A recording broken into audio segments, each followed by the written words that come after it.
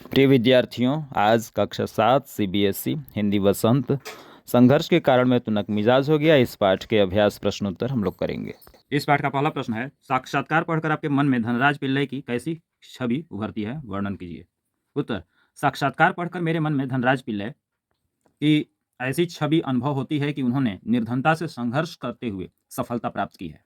वे स्वभाव से स्वाभिमानी, स्पष्ट बोलने वाले, सीधे और सरल हैं। उनके अनुसार वे संघर्ष के कारण तुनक मिजाज हो गए, परंतु वे घमंडी नहीं हैं। अर्थात निर्धनता और संघर्ष के कारण वे थोड़े चिड़चिड़े से हो गए, लेकिन वे घमंड नहीं करते हैं स्वयं पर। अगला प्रश्न है, धनराज पिल्लई ने जमीन से उठकर आसमान का सितारा बनने तक की यात्रा तय की है। लगभग 100 शब्दों में इस सफर का वर्णन कीजिए। उत्तर, धनराज पिल्लई ने जमीन से उठकर आसमान का सितारा बनने तक की यात्रा में अत्यंत संघर्ष किए हैं। वह एक निर्धन परिवार के युवक इसलिए हॉकी के युवक थे इसलिए हॉकी के खेल में होने वाले व्यय अर्थात खर्च को पूरा करना उनके परिवार के लिए सरल नहीं था। उनके पास हॉकी स्टिक खरीदने के लिए पैसे नहीं होते थे, इसलिए वह अपने मित्रों से हॉकी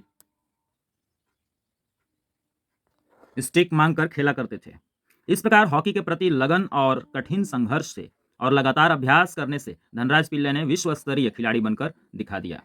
इस प्रकार उन्होंने अपने जीवन में सफलता प्राप्त की और वे जब ऑलविन एशिया कप के कैंप के लिए चुने गए, तब से लगातार सफलता प्राप्त करते गए। प्रश्न संख्या 3, मेरी मां ने मुझे अपनी प्रसिद्धि को विनम्रता से संभालने की सीख दी है। धनराज पिल्लई की इस बात का क्या अर्थ है? उत्तर, धनराज पिल्लई की इस बात का अर्थ यह है कि उन्होंने कड़े परिश्रम के बाद सफलता प्राप्त की थी। घमंड से मनुष्य का पतन हो जाता है, इसलिए प्रसिद्धि प्राप्त करने के बाद धनराज पिल्लई को उनकी मां ने विनम्र रहने और घमंड नहीं करने की सीख दी।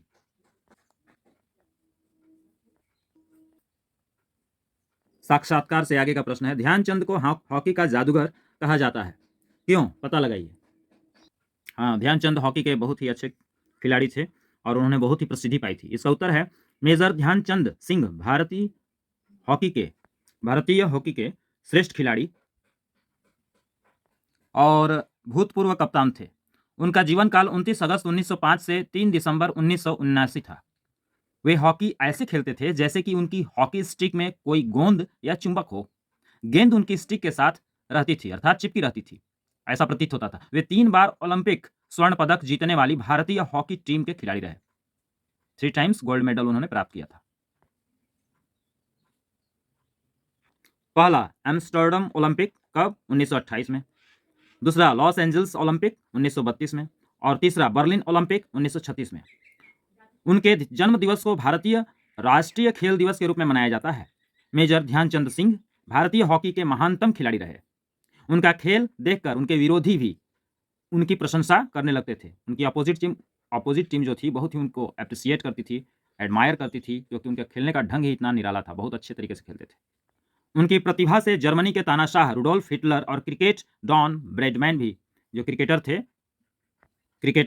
ब्रैडमैन भी अत्यंत प्रभावित हुए थे। अगला और महत्वपूर्ण अंतिम प्रश्न है, किन विशेषताओं के कारण हॉकी भारत का राष्ट्रीय खेल माना जाता है? उत्तर, हॉकी भारत का एक प्रसिद्ध एवं लोकप्रिय खेल है।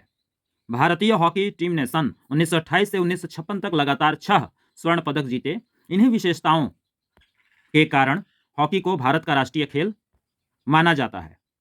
विद्यार्थियों, इस प्रकार से इस पाठ अंतर्गत सभी प्रश्न उत्तर पूर्ण हुए। आप अपनी अभ्यास पुस्तिका में इसको अच्छे सुलेख में लिख लेना और अच्छे से स्मरण भी कर लेना। तब तक के लिए धन्यवाद।